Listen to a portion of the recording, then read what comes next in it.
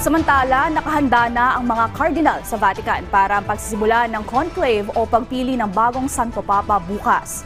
Ang detalye sa balitang pambansa ni Quincy Kahilig ng IBC 13. Nakahanda na ang 133 cardinals sa Vatican sa pagsisimula bukas ng conclave na magtatakda sa susunod na Santo Papa.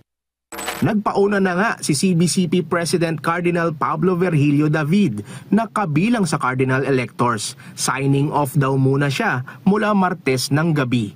Isusurrender kasi ng mga cardinal ang kanilang communication gadgets para sa taimtim at pribadong halalan sa bagong lider ng Simbahang Katolika na gagawin sa Sistine Chapel. Nanumpa na din ng oath of secrecy ang lahat ng mga opisyal at staff na aalalay sa mga kardinal.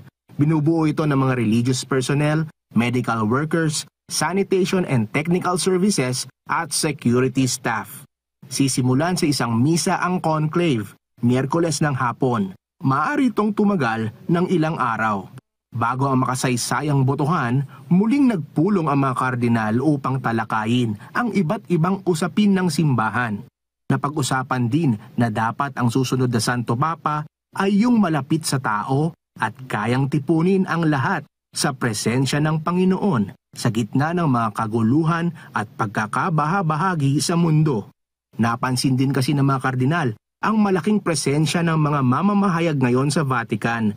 Nakikita nila ito bilang senyales ng pangangailangan na maiparating pa ang mensahe ng Ebanghelyo sa mas maraming tao.